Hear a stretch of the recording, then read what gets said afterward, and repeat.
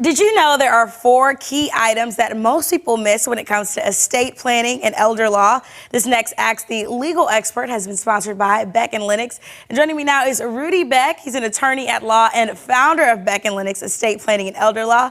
Thanks for being here with us today. Well, thank you, Chelsea. It's really good to be here with you. I know. It's such a pleasure to finally meet you. And Rudy, what are we going to be talking about Well, today? I'd like to talk about 4 things in our areas of practice where we find people have a lot of mistaken ideas. And if any of those ideas or things that I mentioned hit home with your listeners, I would encourage them to give us a call because we can talk to them for free on the phone, and we will also offer a free consultation. Awesome. People shouldn't have to pay to find out if we can help them. Well, that is important, and that's why you're here. I mean, Rudy, what's the first subject that we're talking about today? One that I got reminded of very recently, and that is a lot of young people think, oh, I don't need to bother with anything concerning estate planning. And I think it's absolutely essential for every young person to have a durable power of attorney for healthcare and a durable power of attorney dealing with financial matters. And if they're a little further along in life, then they've had a child or so. A will is the only place where you can name a guardian for your child.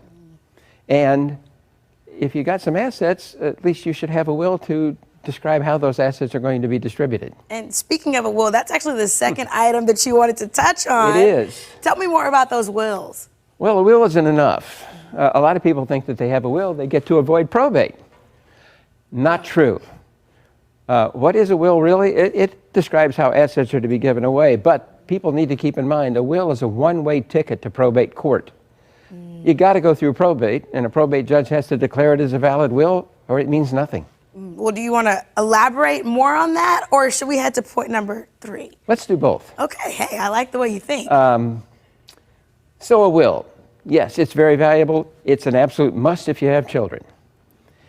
But it really isn't the best way to have your estate assets transferred at the time of your death.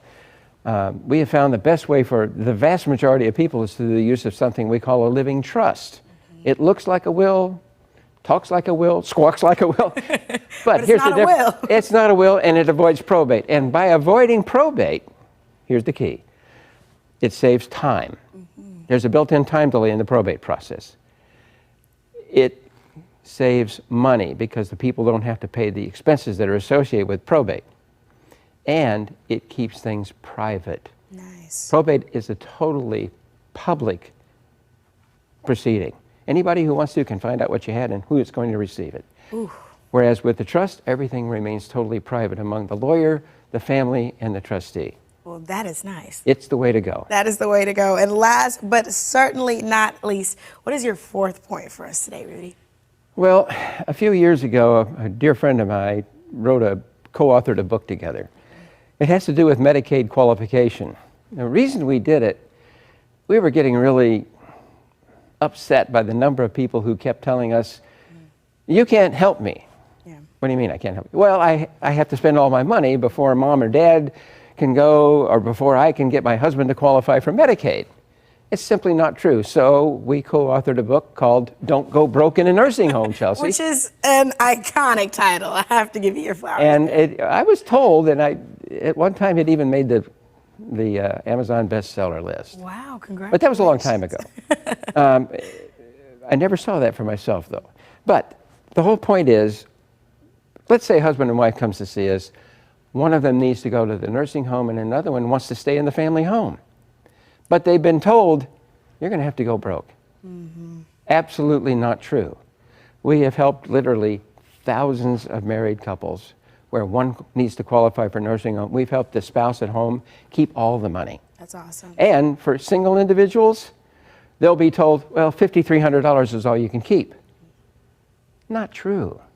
We've helped single individuals keep as much as 30 and sometimes even 50% of their assets and still qualify in the future for Medicaid.